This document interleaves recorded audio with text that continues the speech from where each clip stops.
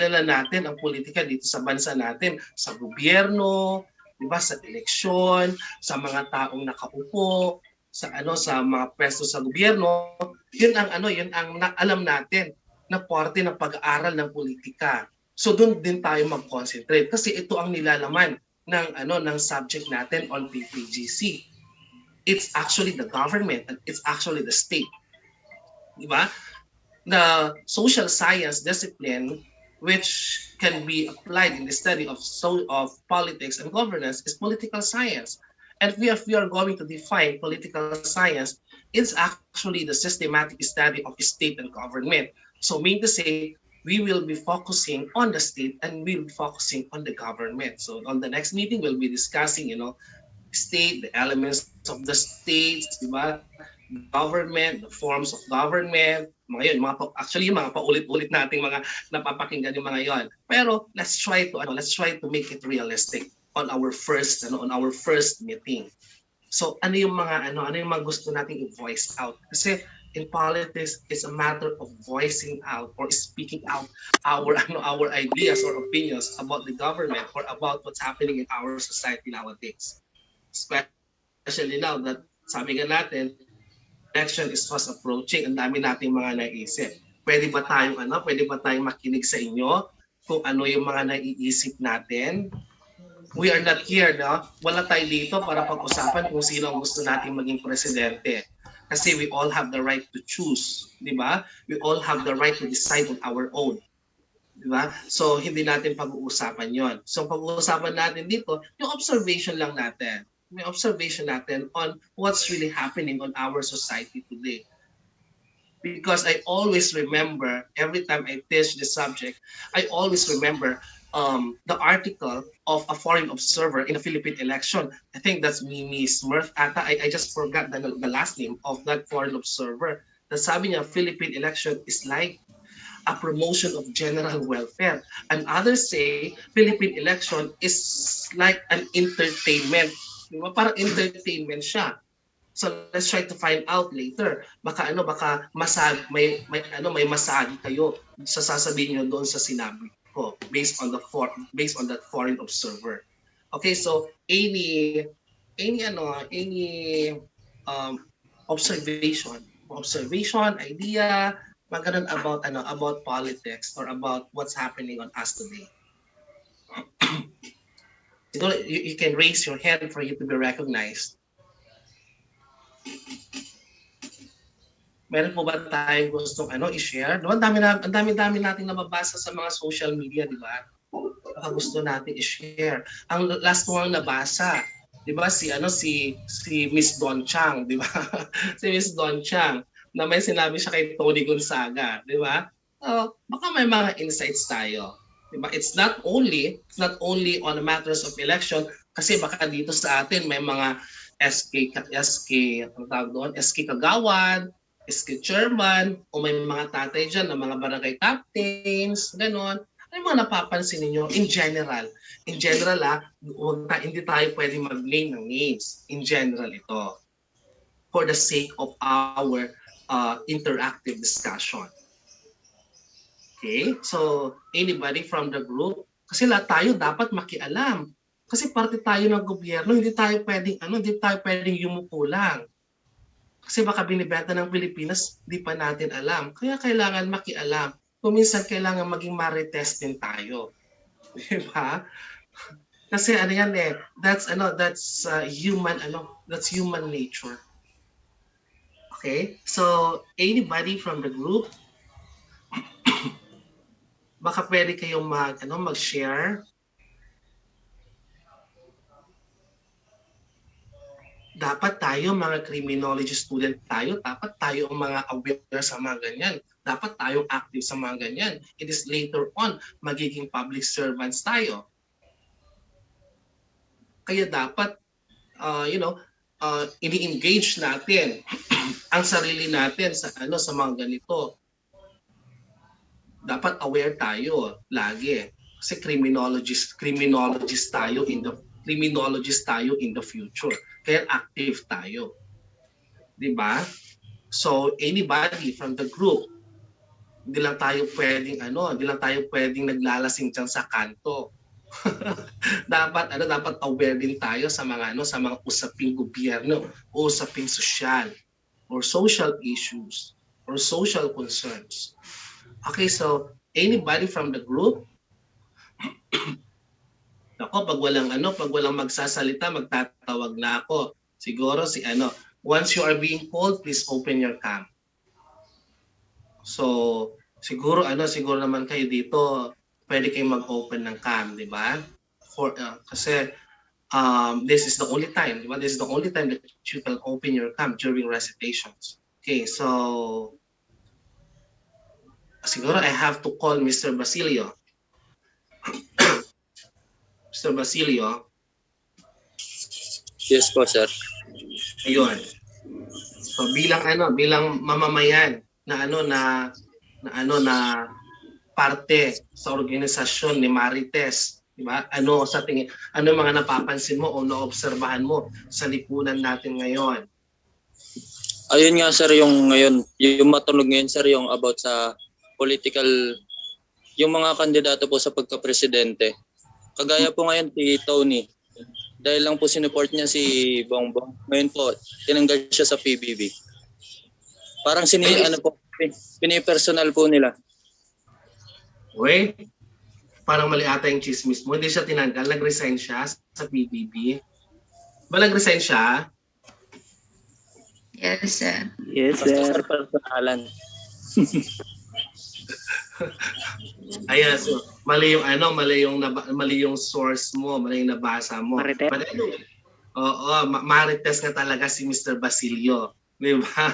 But Napilitan ako anyway, maging Marites dito, sir. Oo, di ba? Kasi ang nabasa ko doon, bumaba, nag-resign si Tony Gonzaga as main host ng PBB. Di ba? Parang yun yung nabasa ko. But anyway, di ba? Makikita natin dito sa atin, politics is somewhat an entertainment. It's somewhat an entertainment. Kasi nagiging what do you call this? Nagiging sentro ang politika sa mga ganyan. Yung iba nga, di ba, ginagawa pang mga katatawanan ang iba't ibang mga pictures ng mga politicians natin. So there's a lot of things. Di ba? There's a lot of things na kailangan nating pansinin at kailangan nating baguhin at hindi dapat mangyari. Diba? Because we are educated people and we are part of a decent nation na hindi dapat mangyari. Diba? Those are the things that we should understand. Kaya tayo nag-aaral ng ganito. Okay, so sino pa ang Marites dito? Meron pa bang Marites? Sir, ako po, try. Sige. Sige, Marites. Mr. De Los Reyes. Sige, Mr. De Los Reyes. Mag-open ka ng kambe.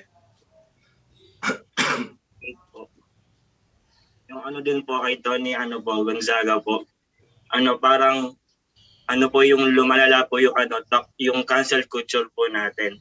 Lalo na po sa mga toxic, lalo na yung mga ibang fans. Ganun po na parang, ang basic lang po nilang mag-cancel sa mga tao kahit na may naman po kasi lahat naman po may karapatan na pumili kung sino yung boboto nila, pero sana hindi na po mapunta sa part na gano'n kasi nung nabasa din po na bumaba siya sa PBB, syempre po there's a reason behind po kaya nagawa niya po yun po kasi po magkasunod lang din po yung araw na nangyari yun yun po sir.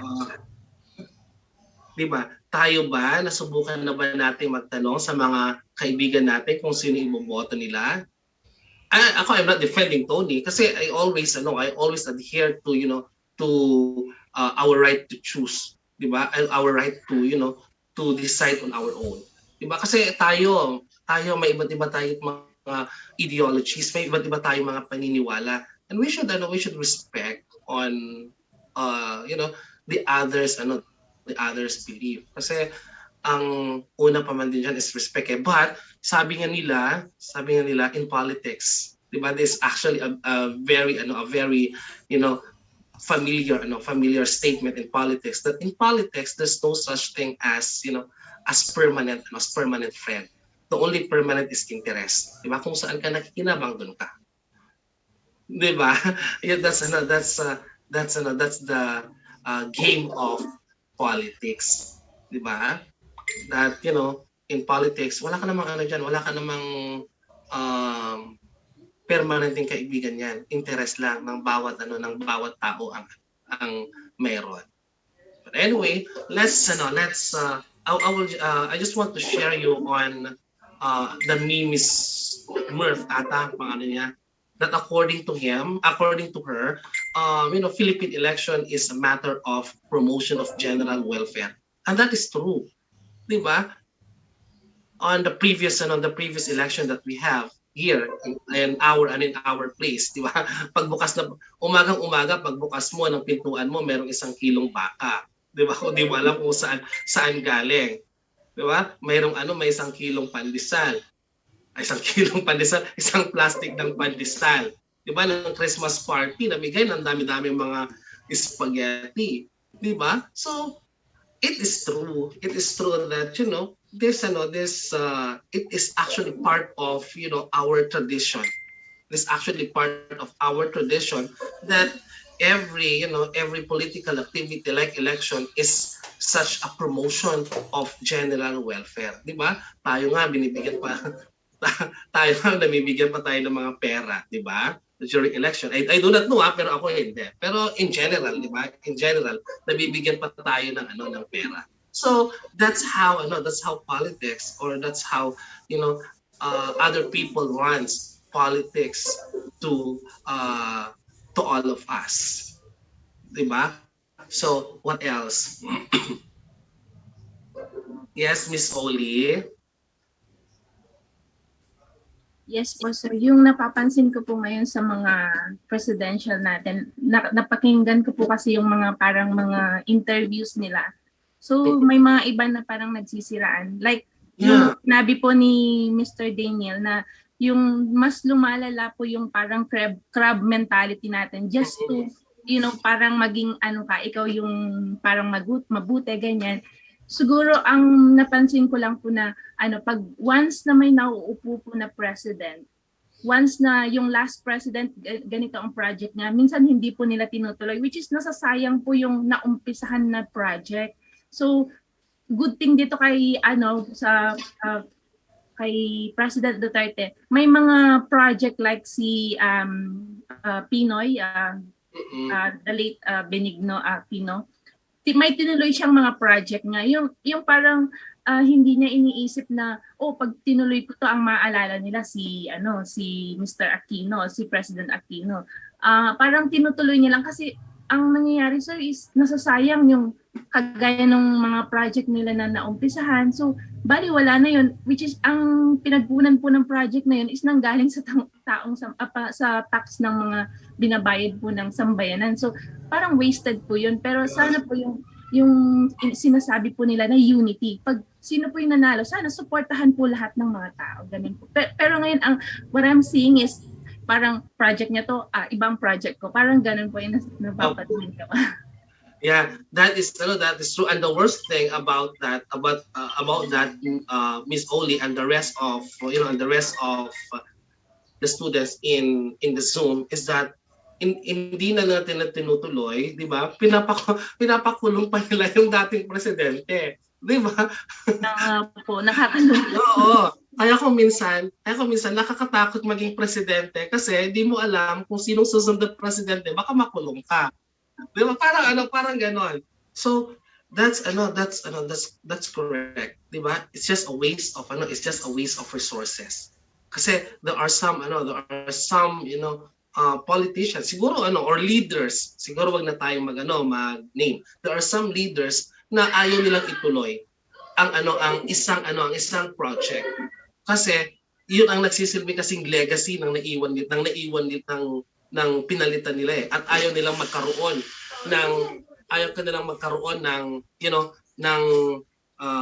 ng credit yung previews. 'Di ba? Kaya sometimes it's unfair, 'di ba? Kaya sabi nga ng Miss Oli, it's really unfair is because that's those projects are are being done through our taxes. Sino ang lugi ngayon? Sino ang lugi ngayon? 'Di ba? Sino ang lugi ngayon? 'Di ba tayo? Kasi lahat ng binibili natin may kaakibat na buwis, 'di ba? Lahat ng candy na nginunguya natin may kaakibat na buwis. At lahat 'yun ginagamit ng gobyerno natin. So pag may mga project na hindi tuloy, sino kawawa? Siyempre tayo, 'di ba? Sabi nga the Filipino people will always suffer in this kind of wrongdoings or activities. Kaya tayo pa rin hanggang sa huli ang talo. 'Di ba? That is very sad to know. Kaya nga tayo we have to educate ourselves in this matters para tayo mismo maging ehemplo sa iba. Okay? So, what else? Any other observation? Wala na bang ibang marites dito? Excuse me. Okay, pag wala nang ibang marites, let's go back with our PowerPoint.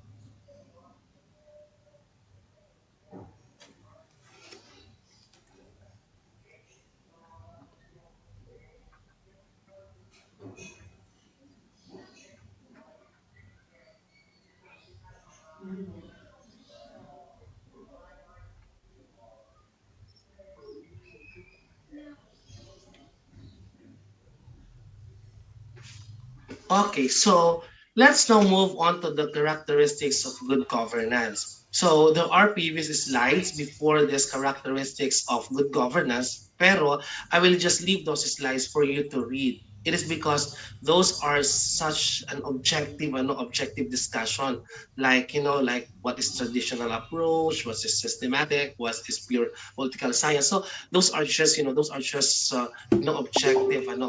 discussions. So let's go on with a more relatable topic, which is good governance. So sa tingin natin, hindi siguro sa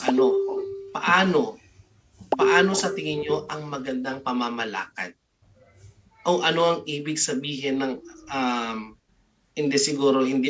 paano ang magandang pamamalakad o paano ang maayos na pamamalakad? Okay, that's actually a good governance. So sa tingin nyo, magbigay tayo ng halimbawa ng maayos na pamamalakad or scenario ng maayos na pamamalakad. So anybody from the group, bago natin i-discuss ang mga indicators ng good governance. Yes? Matt, sir. Walang corruption ganun, sir. Para sa akin. Mr. Matt, asan ka? Pwedeng mag-open ka ng cam for you to be recognized, Mr. Matt. Ayun. Wala pong corruption, sir. Ganun. Yeah, the absence of corruption. Diba? It is because, sabi nga nila, a good governance has corruption has no room in good governance. Diba? So that's correct. Okay, what else? Ano ibig sabihin? O paano natin malalaman ang magandang pamamalakad? Yes, Ms. Santos. Ms. Santos? May pagkakaisa. Okay, may pagkakaisa. Tinatawag na unity, 'di ba? After election, pagkatapos ng election kasi ang iba't ibang tao ay may kanya-kanyang paniniwala. Ang iba't ibang grupo ay kanya-kanyang mga political ideologies. Pero at the end of the day sana, 'di ba? At the end of the day sana, lahat ng mga ito ay magsama-sama. And that is unity. 'Di ba? Kasi sometimes we are being divided because of our ideologies, 'di ba? But at the end of the day, sana unity pa rin. So that's maybe a good one of ways or paraan para makita natin ang good governance. Okay, what else? Last. Ano, sir? Yes, your name please. Jeff. Chef. Camoral po. Mr. Camoral, sige. Ano, sir, yung efficiency tsaka effectiveness.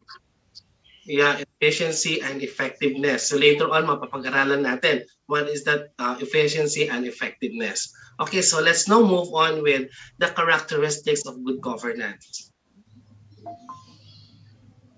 Okay, good governance is understood through its indicators. So what are the indicators of good governance? So we have first participation, the rule of law, the effectiveness and efficiency, transparency, responsiveness, equitable and inclusiveness, consensus-oriented and accountability. So these are the 8 indicators of good governance. And let's try to understand each of them, and let's try to give examples. Ba? Ano nga ba yung mga manifestations um, na nagpapakita na ang mga tao at ang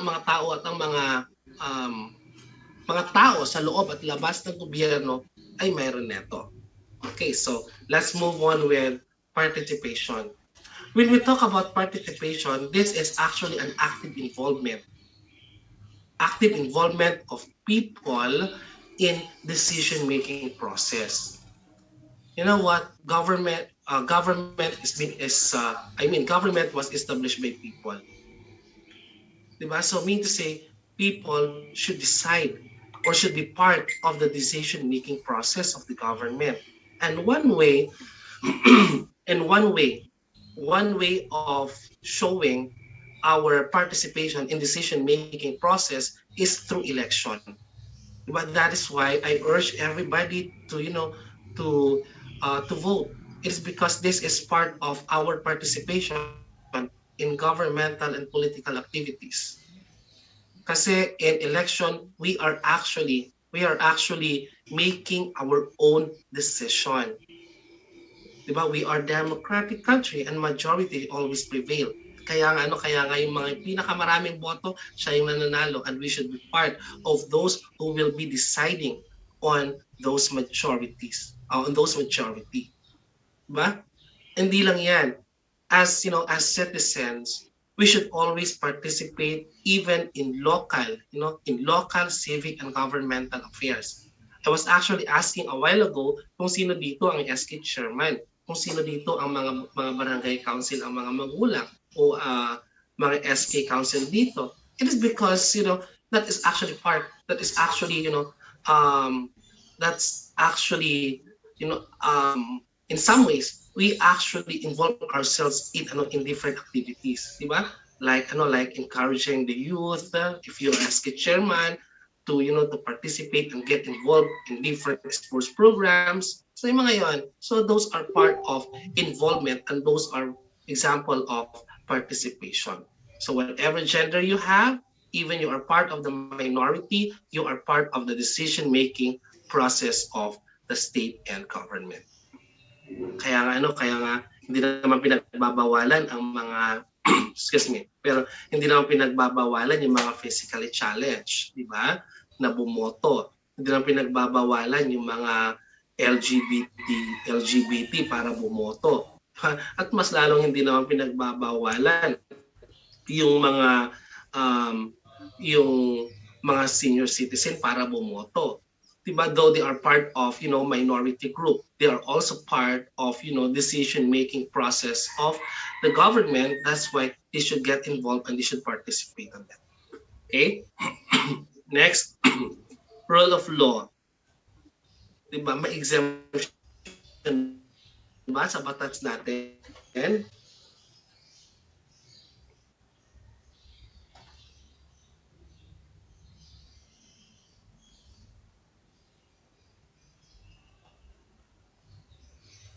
At hinuli ka at sinabi sa'yo na that's jaywalking, pwede ka bang magsabi na, ay, hindi ko alam. Pwede bang i-exempt niyo ako? Pwede mo bang sabihin yon? Hindi. Di ba? I'm sorry. Hindi mo pwedeng sabihin yon, di ba?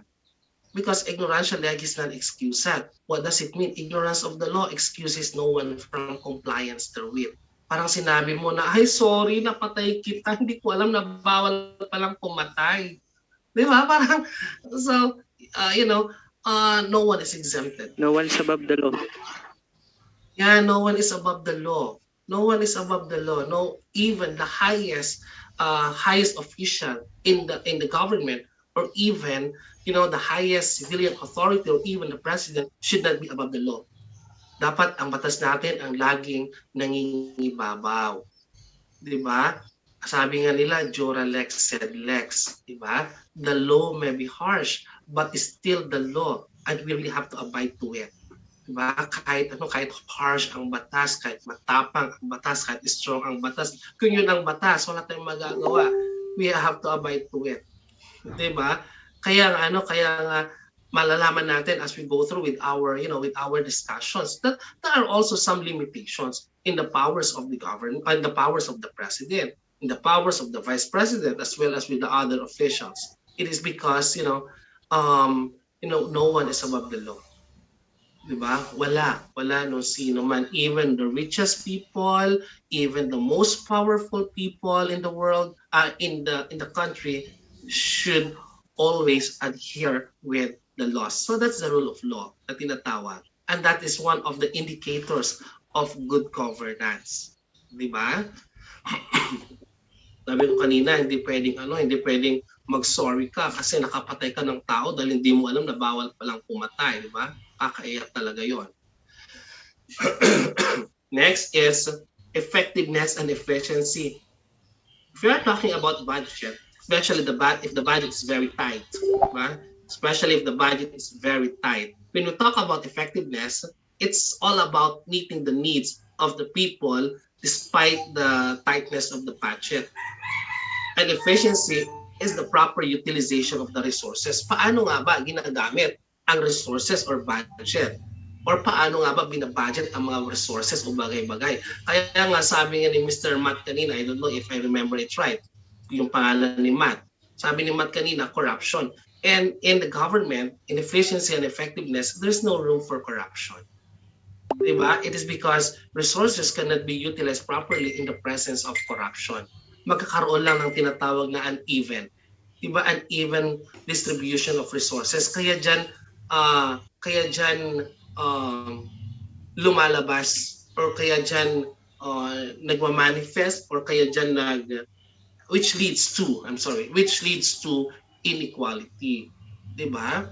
Kaya nga lahat ng mga resources should be properly utilized and should actually, given to meet the needs of the people or the stakeholders. Okay? The different actors meet the needs of the society means that there is an effective governance. Diba? That is totoo yan. If the government, gives, or if the government sustains the needs of the people in the society, despite the tightness of the budget, though the budget was being properly utilized. So that's efficiency and effectiveness, and that is one indicator of good governance. Okay. Next is transparency. Diba? When we talk about transparency, diba? Sabi ng transparency, pag nagsuot ako ng transparent na damit, makikita nyo kung ano yung nasa loob ko. Diba? Same as with the other person. So that's transparency. So I mean to say, with transparency, the people should be open. The people should be open to information regarding the decision-making process and implementation of the same. Diba? The people should be open to the transaction of the government especially if the transaction affects public interest. Diba? So those are examples of transparency. So paano na ipapakita ang transparency na to? Ang presidente natin meron tinatawag mga SONA, di ba? At ang SONA na yan, diyan nilalahad kung ano naging activities ng gobyerno o ng presidente during the year. At sinasabi niya sa taong bayan what will be his or her future plans. It is because that's actually a manifestation of transparency. Diba? We have our representative in the Congress. Yung mga ini-elect natin na mag-represent sa atin, yung mga representative, yung mga congressman. So they are our representative. Sila nagsisilbing bantay natin sa Kongreso. At nalalaman nila nalalaman nila kung ano ang mga transaksyon. At parang nalalaman na rin natin kasi silang representative natin. Kaya nga sabi nga natin, we have to vote wisely. We have to vote to the people whom we trust near. Di ba? So, balikan natin ang SONA, even SONA, ang SONA din na localized na, di ba? May mga state of the mayor's address, di ba? May mga state of the governor's address wherein they are reporting to the people. But in barangay, usually yearly yan, di ba? Mayroon tayong mga tinatawag na mga barangay assembly. Ba, yung sasakyan ng barangay, umiikot-ikot sa barangay na inaanyayahan ang lahat ng mga tao na pumunta sa eskwelahan para umattend o dumalo sa barangay assembly at ire-report ng mga barangay council natin kung saan nga ba napunta ang budget, kung saan nga ba napunta ang pera, at ire-report din kung ano ang mga proyekto nila. So those are, a manifestation of transparency in government, and that is one indicator or indicators of good governance. Okay, so did you get it, guys? Okay ba? Mabilis ba or okay lang? Okay lang po, sir. Okay. Next is responsiveness. Di ba? Huwag kang pupunta doon. Ang dami natin mga nakikita mga palabas sa pelikula na ang pulis nagpupunta doon pagtapos na ang giyera. Di ba? At magbubuhat na lang ng mga bangkay. Di ba? Di ba yung mga usually mga napapanood natin sa TV? Yes po, sir. Diba? Pero hindi naman yung sa totoong buhay. Example lang yun. Example lang po yun. Huwag po ma-offend ang mga criminology students natin. Lang po, example lang po yun. Diba? Kasi noon nga may napanood ako yung kay Distone Alarcon, di ba? Kasi nanonood lagi ang nanay ko dito sa tabi ko ng mga old movies. Di ba? So, nagpuntang pulis tapos ng bakbakan. Di ba? Tagal ng bakbakan, ilang minuto, ang dami nang namatay. Pero dumating ang pulis tapos na lahat-lahat. 'Di ba? Naghihingalo na ang bida. Napatay na niya lahat ng mga kalaban. 'Di ba? so yun yung anong connection dito? Responsiveness. When we talk about responsiveness, it is actually providing the needs of the people in a timely and appropriate manner. 'Di ba? So, pag may nasalanta ng bagyo doon sa ibang panig ng Pilipinas. So, kailangan very urgent. You have to respond it on time.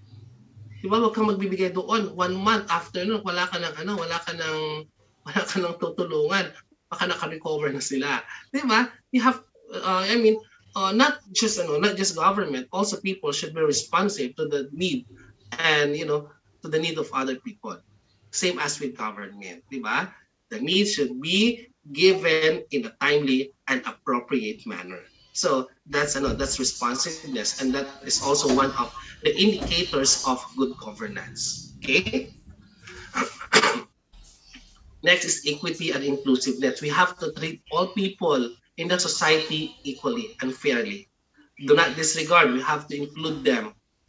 So this minority group or group under the grassroots level, mga LGBTQ, because they are minorities, senior citizens, they should always be part of or subject for legislation.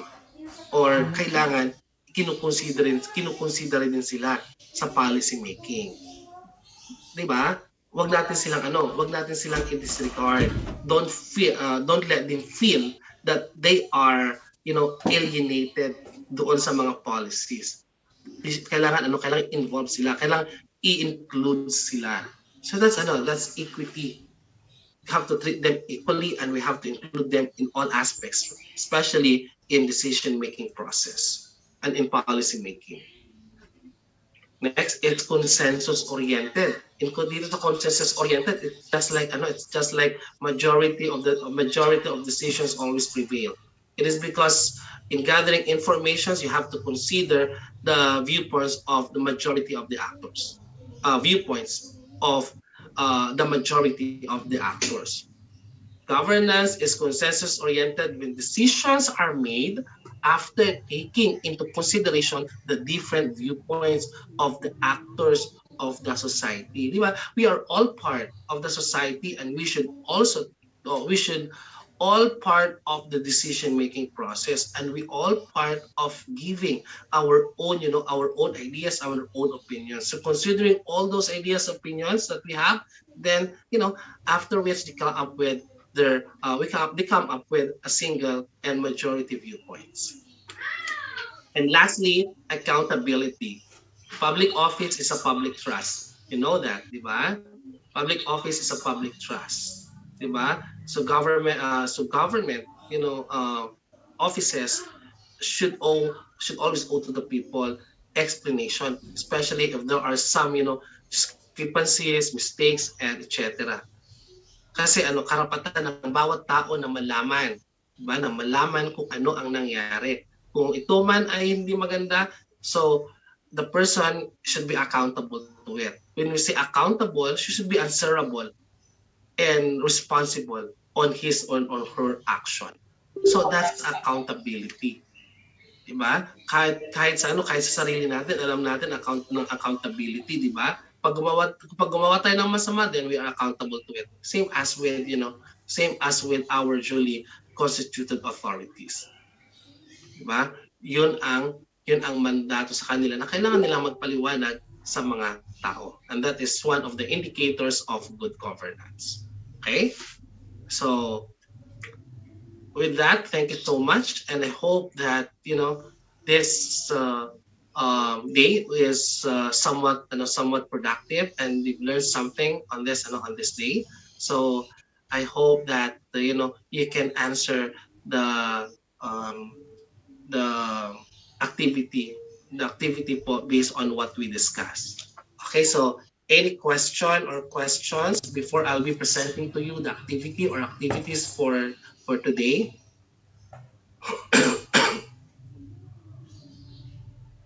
Pero po ba tayong tanong, mga kapatid? None so far po. Okay, pag wala na po tayong tanong, allow me once again to share my screen for your activity.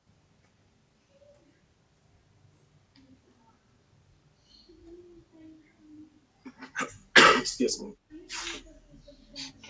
Nakikita niyo naman po, di ba? Yes po, sir. Okay, so makikita niyo po dito, Activity 1. So ito po siya. So Activity 1, which will be due on February 17 at 10:20 a.m.